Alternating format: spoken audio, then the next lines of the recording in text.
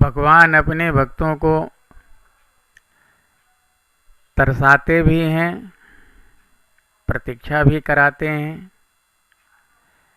और फिर उनको दर्शन भी देते हैं। ऐसा नहीं है कि भक्त चाहे और ठाकुर जी का दर्शन मिल गया।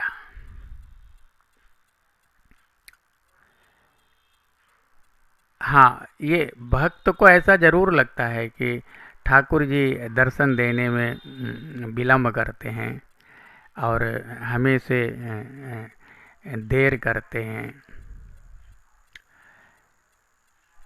जब कोई भजन करे, ज़्यादा समय बीत जाए तो उसको परेशानी होनी स्वाभाविक है, क्योंकि यदि उस समय तक ठाकुर जी का दर्शन नहीं हुआ, उनका साक्षात्कार नहीं हुआ, तो भक्त को परेशानी होती ही है। और उसमें भी उस भक्त को जो हमें से लगन लगा करके रखता है, फिर भी ठाकुर जी की तरफ से जब विलम्ब होता है तो ये दुख भक्त से सहा नहीं जाता है। ठाकुर जी ने रघुनाथ दास जी से भजन कराया, 22-22 घंटे भजन करते थे आप। इतना ही नहीं, कान्हू पात्रा नाम की एक कन्या को संसार से बचाने के लिए अपने स्वरूप में लीन कर लिया।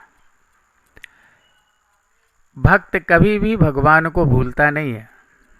उनकी शामली सलोनी सूरत हमें से अपने हृदय में बसा करके रखता है। और फिर ऐसी स्थिति में कोई भक्त बिना उनके कैसे जी सकता है, जबकि एक भक्त के जीवन में भगवान ही सर्वे सर्वा होते हैं, सब कुछ होते हैं। और ऐसा होना बिल्कुल स्वाभाविक है। भक्त भगवान के लिए ही जीवित रहते हैं और भगवान के लिए ही शरीर छोड़ देते हैं। ऐसा ग्रंथों का भी मत है, संतों का भी मत है। आध्यात्मिक जीवन में ये सब लगा रहता है। भक्त भगवान का नाता पुरातन है। जैसे जीव और भगवान का नाता है, वैसे ही भक्त और भगवान का नाता है। भगवान भक्त के बिना नहीं रहते हैं, तो भक्त भी भगवान के बिना नहीं रहते। इस तरह से ये आँख मिचौनी दोनों की चलती रहती है। और ये आज से नहीं, पुरातन काल से ये प्रक्रिया जारी है और आगे भी जारी रहेगी। कभी ठाकुर जी व्याकुल होंगे तो कभी भक्त व्याकुल होंगे। इस तरह से ये ठाकुर जी की लीला चलती है और भक्त उसका आनंद लेते रहते हैं।